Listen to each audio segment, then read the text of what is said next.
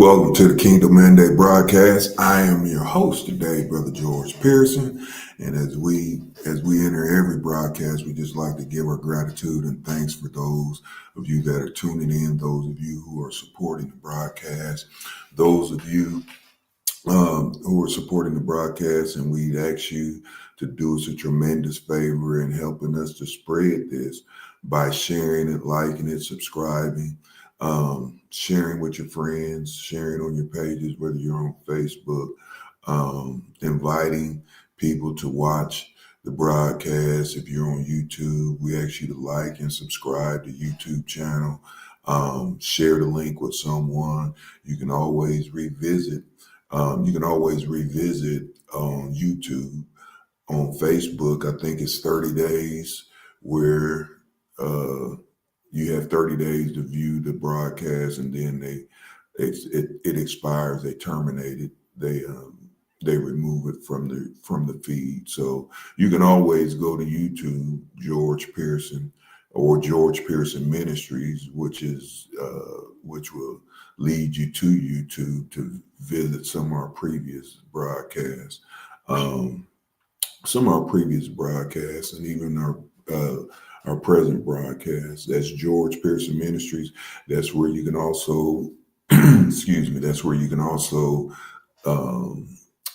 see our resources, our books, and whatnot, the resources that we have. We have some merch also. I don't think that's uploaded on there yet. I haven't had that uploaded on there yet. Our Real Men Pray merchandise, which is pretty, I think it's pretty nice. But all that and what you see has something to do with what we're going to talk about on our website, has something to do with what we're going to discuss today. I usually come on a little earlier, but for circumstances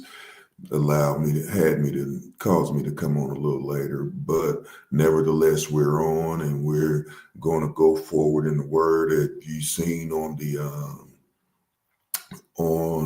the topic of discussion today. Is it's time to dream again.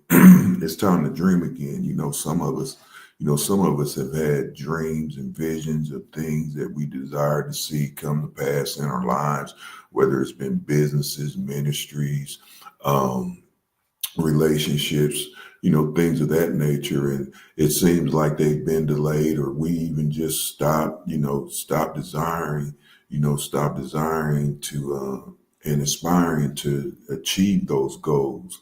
And those are what dreams and visions are. The visions are goals, their aims, their objectives that we all have from a natural standpoint, but we're going to talk about it from a spiritual standpoint, to where God has imparted in each and every one of us, a gift, a calling, he's an ideal, a dream, a vision that we are to bring forth in this earth before we depart this earth, because each and every one of us are in this earth for a purpose. And when we're here for a purpose, we have to achieve that purpose, accomplish that purpose, to fulfill why we're in the earth. So with that being said, I was actually looking at some things, and, I began to look at everything that was going on, and once again, everything that was going on in society today, and how people, we can lose hope by being distracted and allowing our attention to be pulled in other directions, and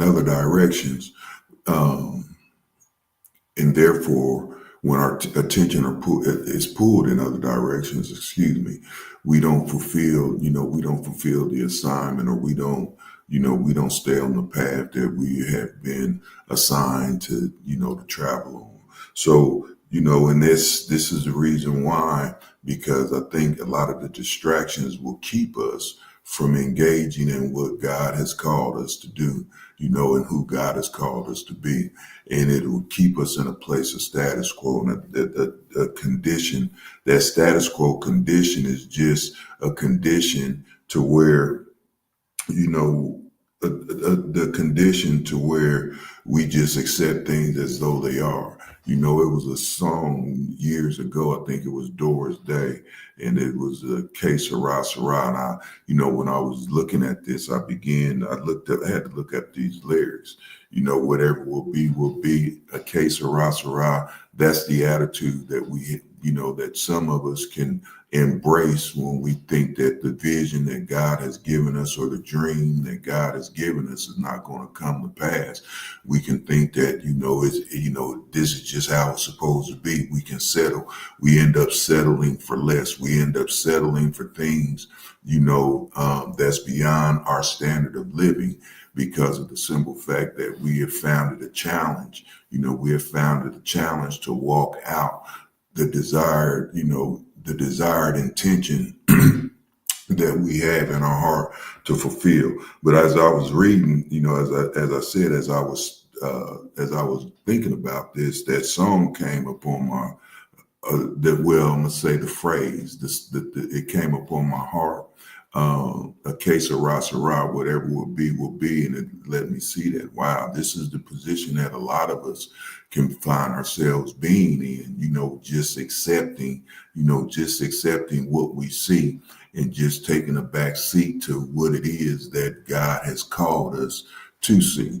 God has given each and every one of us the ability to dream, each and every one of us to visualize our future.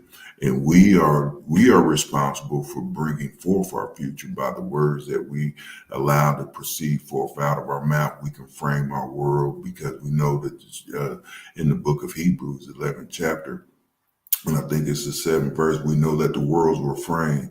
The worlds were framed by the word of God. And we know that the word of God, it says excuse me. We know that it says in the word of God that in the beginning was the word, and the word was with God, and the word was God.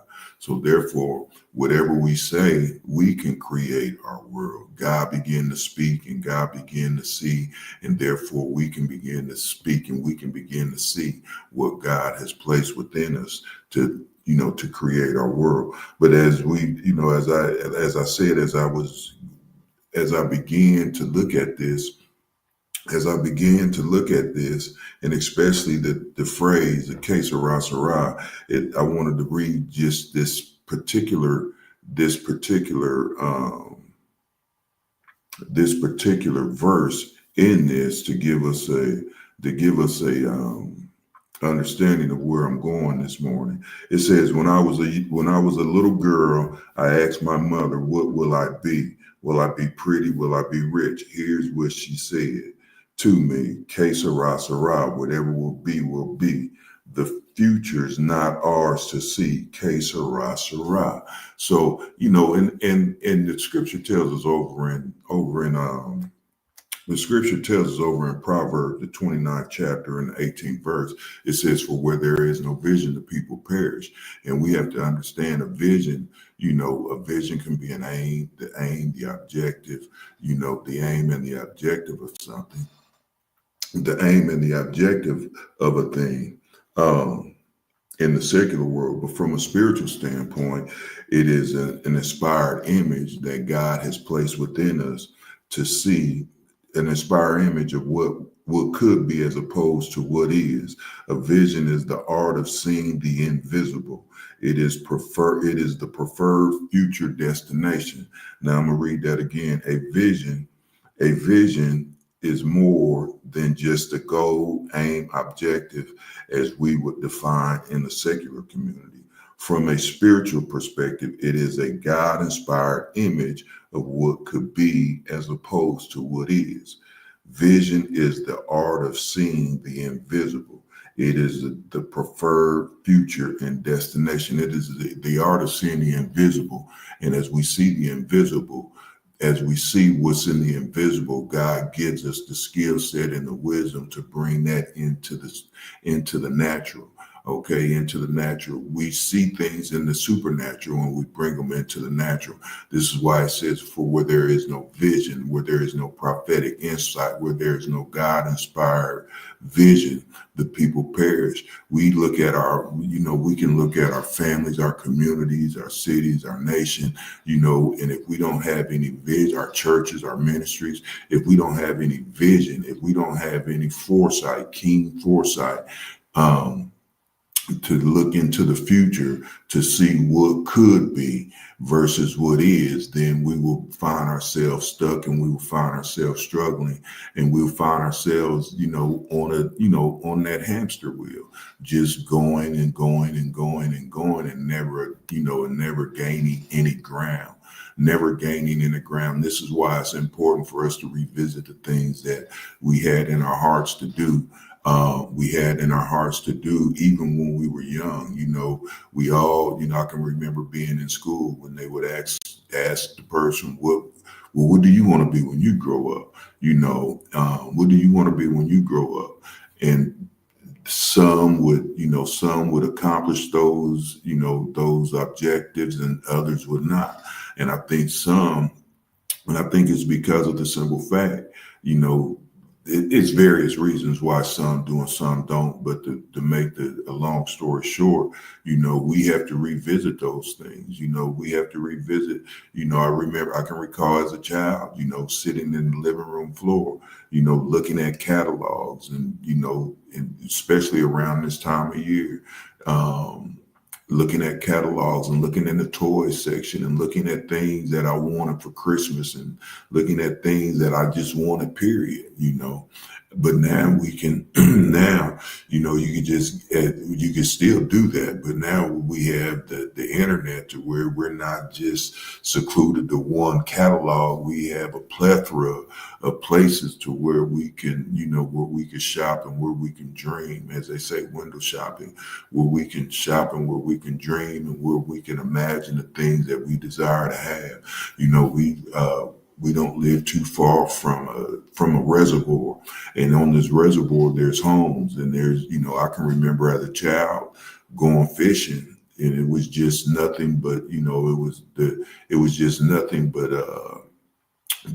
but trees and wooded area, in that area, just about a few miles, I'd say about 3 or 4 miles from me. But now it's so built up around there to where someone had a vision and then they envisioned having homes on the water, and now you can't even find a place to fish unless you're fishing off the bridge. Unless you're fishing off the bridge with homes that have docks, they have boat docks and things of that nature. But my point is, in this, someone had a vision to see something greater and something bigger to be used in that, which some people could have just thought was just, was just was it was just what it was, just a place to fish. But now it's a place where people can just really enjoy themselves, where homes, we're looking at $1 million homes where professionals live at, and my wife, and where I'm going with that is this: my wife and my granddaughter, they always ride by there. And my granddaughter will tell my wife, she say, Mimi, that house for sale. She said, you got some money to buy that house? And she said, yeah, I got $20. Get the number and let's call it and buy it. But, that's a dreamer, that's a visionary. She sees herself in something like that, and we have to see ourselves in something like that, if that's what we desire: dream homes, dream cars, instead of just settling for things, just settling for the status quo and just allowing whatever will be. Our circumstances and our situations right now is not, does not have to be what it is for you and your children and your children's children. But you can become a visionary. You can begin to dream again. It's never too late to dream. Never too late to achieve your dreams. Never too late to achieve your dreams or accomplish your dreams. But we have to know that we have to seek the wisdom and the plan, and the wisdom and the plan for it to come to pass. And I think that's where a lot of us may, where we may not be able to have that activated in our lives, because we lack the resources, or we lack the mentorship, or we lack those who can be in our lives to coach us and help us to bring those dreams and those visions to pass. Dreams. I remember a ministry I used to be a part of, and one of the mottos, the slogans, the mission statement, where dreams come to pass and visions come true. We have to make visions a reality. A vision a reality. We are visionaries. God has birthed us to be visionaries. God has birthed us to see, to foresee, years and years and years down the line. And once you're a visionary, you can, one thing about being, a dreamer or a visionary, you usually are an outlier. People you're misunderstood, and you can be rejected, and therefore that can cause you not to have big dreams. We look at Walt Disney, who this man saw something in swampland, in swampland, and he had a dream and he had a vision to where that dream and that vision is still being, it's still being growing and expanding even to this day, almost 50, 60 years later, when he created, Disneyland and Disney World. And what we have to see is this, and this is where I'm going. He saw something beyond the swamps. He saw something beyond the swamps, and he had a plan to where he was going to go buy all that land that people didn't think anything could come from it. People may think there's nothing that can come from your city, nothing can come from your region, nothing can come from come out of your family, from your ministry. But you have to know that God has given you the ability to see beyond, the surface. He has given you the imagination, the creative imagination, the keen insight and the creative imagination, to see something. And not only to see it, but to see it come to pass. This is why over in Habakkuk, the 2nd chapter and the 4th verse, he tells us to write the vision and make it plain. They that read it may run to it. For those that read it may run to it. When they see it, when people read it and when they see it, they'll begin to be drawn to it. But it takes you as an individual to be able to be the one to put it out there. This is, as I say, this is when we look at visionaries, each and every, I've always been, I think I've always, when I look at it, I think I've always been a visionary. I've always seen further than what, seen things, seeing things that I wanted to accomplish, and I've always chose to step out and do it. And have I always stepped out and did the things that God has placed in my heart to do? No, but the majority of the time, yes. I've started several businesses. I was one day I was talking to my daughter. My daughter, she has a t-shirt business. She's a very creative. I call her the creative genius. She's very creative. She has her own craft business to where she, she's always finding something new, to create. She'd either sent me her 3D printer, or, where it might have just started out with a Cricut or, something. But now she's always being innovative. I put it like that. And I got kind of tickled because I remember when I used to, not only but I had a grandmother that used to do the same thing. She was very creative, very crafty, always was sewing, always was creating artifacts and this, that, and the other. But I see, that I saw that that's the mark of a visionary, because they can see something in its raw state and then they can produce it and bring it forth to where someone can, really enjoy it. And back to what I was saying with not just Walt Disney, but Steve Jobs and Henry Ford and others, that we see that have really made a big impact to society and to society because of the way they dreamed and the way they used their imagination and the way that they used their creativity.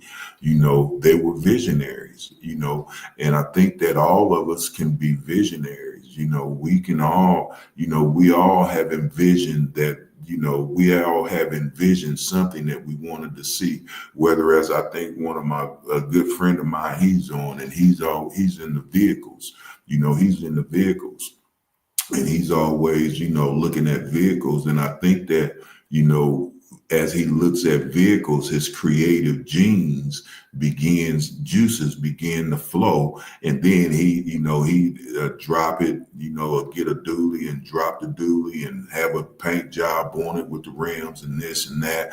But, that's his creative ability that is working within him, that is allowing him to be able to bring that vehicle in its raw state into the state that he desires for it to, be. And it's a representation of him. It's something that he has given birth to. When I create books, it's a vision that God has given me, but I have to do the work that is necessary to bring it to pass. So one thing about visionaries, there's work, dreamers and visionaries, there is work that has to be done, and a lot of, some people just talk about their dreams and some people act upon their dreams, and they make their dreams and their visions a reality.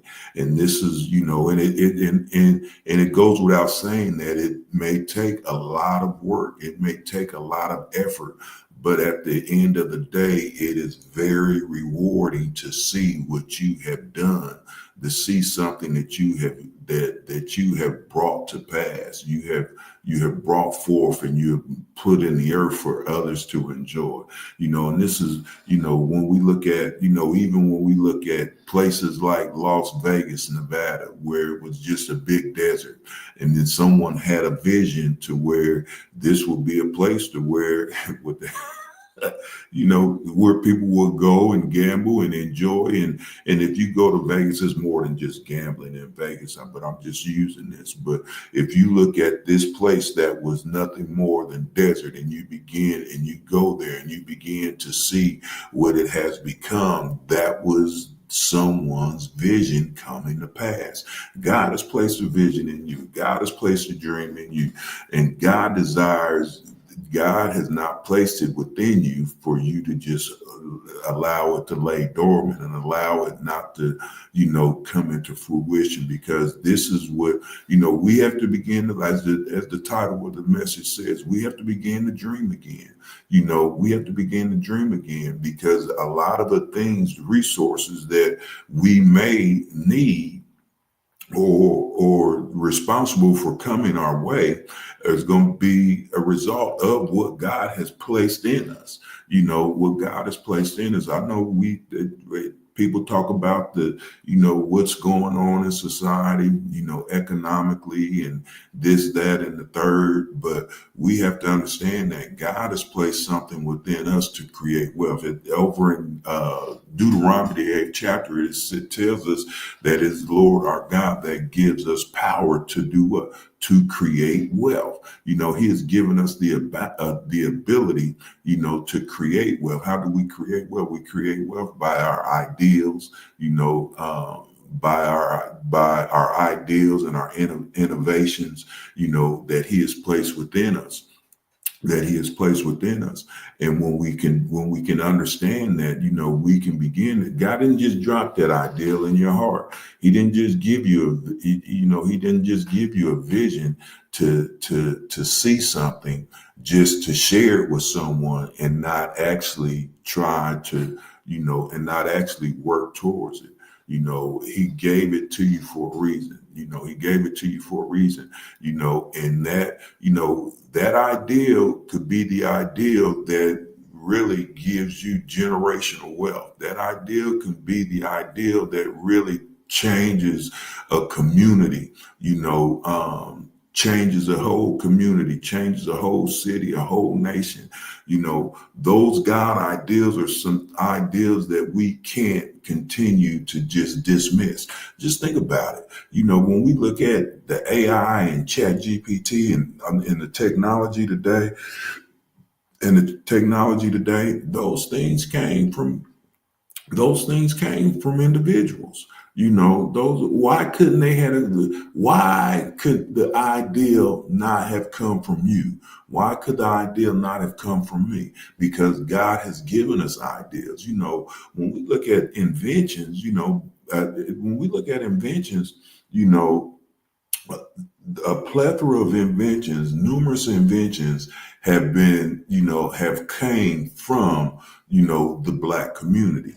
Several inventions have come from the Black community. And the reason why I'm saying that is saying this, because the reason why I say the Black community, because sometimes we are the ones that feel like that that the enemy has stripped us of our dreams and stripped us of our visions to where we don't have any hope.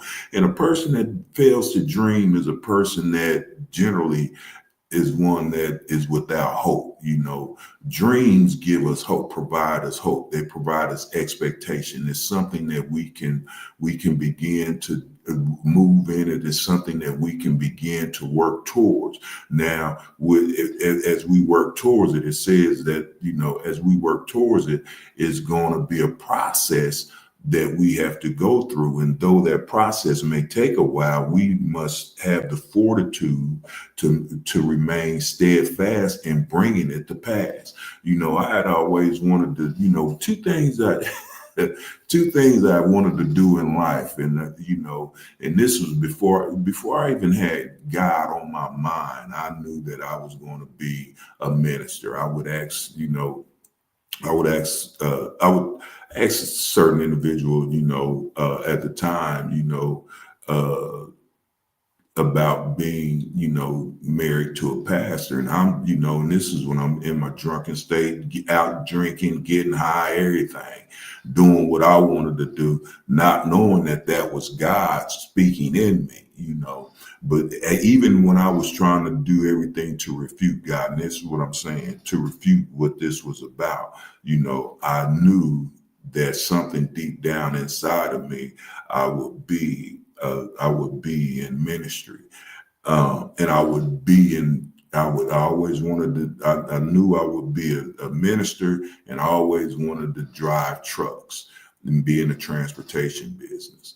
So when I think about it, those things have come to pass. I've even owned my own trucking business, I've even owned my own trucking business. So, those things have come to pass, and I'm doing ministry now. Those things have come to pass in my life, generally without me even realizing that was what was happening, was the fulfillment of a dream, was the fulfillment of a vision.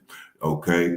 Because of the simple fact that I just pursued and I just did what I wanted to do. Even in ministry, some people, you can't get caught up in pursuing, and what made me pursue the ministry aspect of this, I'll share this with you. I had come through so much finances, and nothing had changed to where I'm glad that the Lord allowed me to take that route. He allowed me to take that route, because had I not took that route, it would always be a question mark when ministry was going the way it was going.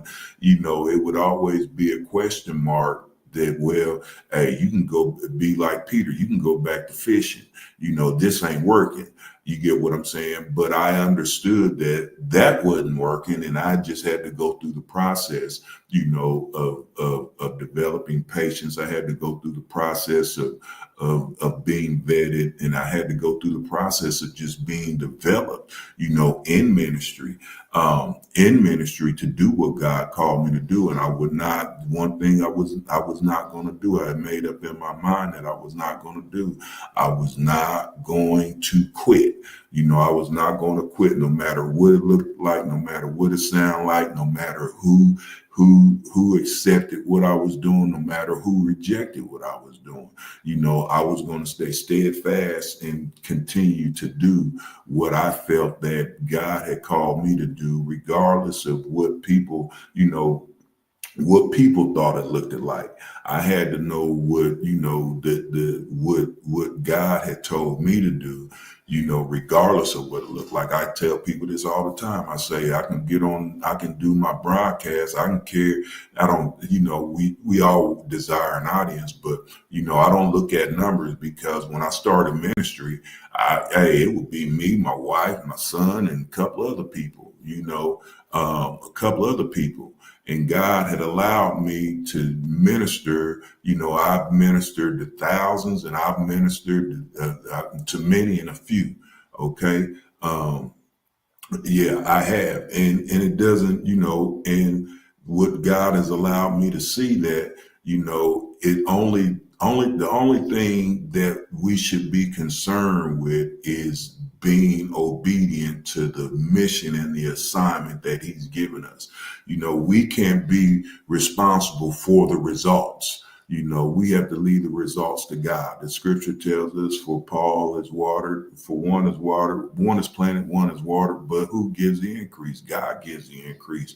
This ministry may be watering to some, be a water. It may water some people, and it may plant a seed to some, and it may water to others. But at the end of the day, God is responsible for giving the increase. God is responsible for bringing, those to the field, to reap the harvest. God is responsible for bringing those to the trough to drink the water. No man can come unto God except he first draw them. So when we have that in mind, I think God tests that's a test of our motive. Why do we do the things that we do? And as I say time and time again, this was not even on my radar, to do something like this. But I can see that it's part of the vision that God had given me to do ministry. As I always say, I like to repeat myself in certain things, because at the end of the day, a good teacher repeats itself several times for those listeners to be able to get it. Maybe you've heard it and maybe you've not heard it. But I will say this, when God begins to place something in our heart to do, when God begins to place something in our heart to do, it's our responsibility to get into that environment, that can help bring that forth and bring that out of us. One thing I share this, I shared this with my son before. I said, where you're planted and where, oranges can't grow in Indiana because of the environment, because of the atmosphere. But Florida, they grow. Citrus fruits grow in Florida, California, because of the atmosphere and the environment. And that's the same thing with us. Your dream and your vision may not come forth because of the atmosphere and the environment that you're in. You have to be somewhere where people are challenging you to go the distance, to be more, and to go the distance. But, we live in a status quo, as she said, whatever will be, will be. That's the mindset that we have embraced. It's going to always be like this because it always have been like this. No, you are that change agent that God is raising up, the visionary, the dreamer, the dreamer and the visionary to make a difference, to make a change. And until you accept that assignment, everything that you see, everything that you see will remain the same, will remain the same. But until you understand that, hey, I have an assignment to make this place a better place. I think it was John Lennon, Imagine, could we imagine a world without war? Could we imagine a world without hunger? Could we imagine a world, those things, the image, the imagination is a powerful thing. We can imagine things. The imagination is such a powerful gift, a powerful thing that God has entrusted us with, that we can visualize and imagine things, and then they can come to pass. I had one of my cousins. He's a cartoonist, and I think I was on social media on Facebook, and he said he got an award. I think it was for one of the entrepreneurs of the year for the state of Indiana. And very humble young man, and I can remember, he would just put his earbuds in and he would play video games, or he would put his headphones on and he would just draw. The creativity, and, we exchanged books one day. He did a book and we exchanged books one day. And, he would always tell me about his characters, that he would have, and the reason, the characters that he would have in different strips. But, to see that then and to see it now, how he's just, and I don't even, how he's just allowed being a visionary, his creativity, to bring him to a place of reward and award as he had just received. But what I'm saying is this: we all have something that is locked up in us that needs to come out of us, but we have to see it. We have to see it in the eyes, of the Spirit. In the eyes of the Spirit, we have to foresee it. It may be for some, it may just be that don't even make sense. That ain't gonna work, But you have to know that that is your dream, that is your vision, and it will work if God has placed it in you to do. We can't always think that everybody is going to agree with us, or we can't think that everybody is going to support us. We can't think that everybody is, that everything is going to go without being a challenge. I can say that, I can speak on that, all day long. Those who you thought would support you, you can't sit there and worrying about who didn't support you. You have to, thank those that are supporting you, and give honor to them, but sooner or later, those that didn't will come around and try to be partakers of the very thing that you're pioneering, the very thing that you're being a forerunner and a trailblazer, and you're setting the path and the course to do, to get there. And they may be the ones that follow the path. Visionaries and dreamers are trailblazers and forerunners, and pioneers. They go before everybody else, and it could be 10, 20 years before somebody catch on to what it is that you're doing, but they catch on. They don't. You just have to know that you're doing what you have been called to do, what you have been assigned to do. And each and every one of us has been called to do something and assigned to do something. But with that being said, I want to thank each and every one of you guys for tuning in to the broadcast. If you're going to if if you're watching this on the replay, continue to like it, comment, or do whatever is necessary. But remember, God has placed something in you. You're a dreamer. It's time to dream again. Whether it's the dream home, the dream house. Whether it's your family. You have something that God, a vision that God has placed for your family. I was watching King. I think the movie was King. Was it King? But anyway, it was the Venus and Serena Williams story. And the first thing that I had, the first thing when I was watching it, the first thing that I saw, I said, wow, this man had a vision for his children. He had a vision for his children, to become these tennis stars, to become tennis stars. And what happened? The vision that he had for them became a reality. It became a reality. And King Richard, I think I forgot the name of the movie, but it became a reality. And so many of us, we have to, some people try to live their lives through their children, but some people have to recognize the gift and the talent in their children and, and be that visionary for them until they can be the visionary to carry what it is that, that they have within them. You can see, I tell people this all the time, share this with people. I don't like to say tell people because people think you being, but anyway, I should try to share this with people.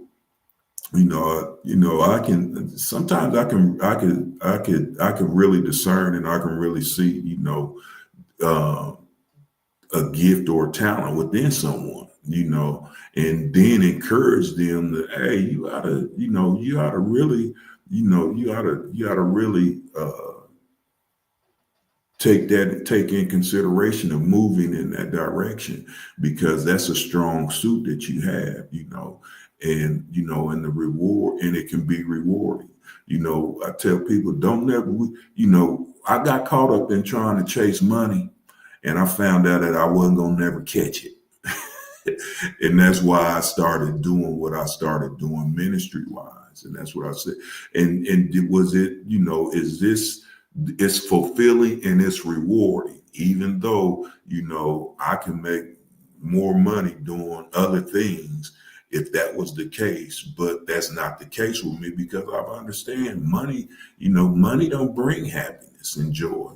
You know what I'm saying? It's the fulfillment of purpose. It's the fulfillment of seeing a dream or a vision come to pass. When I write a book, when a book come out and a person reads a book, or even hear a podcast or a broadcast, however you want to call it, and they say how that's fulfillment to me, because all you have to do is reach one person and be able to impact one person, and that one person can be the one that impacts, an entire generation by one word, by one article, by one book, by one podcast, by one broadcast. You have something, even if it's just you speaking encouragement into someone's life.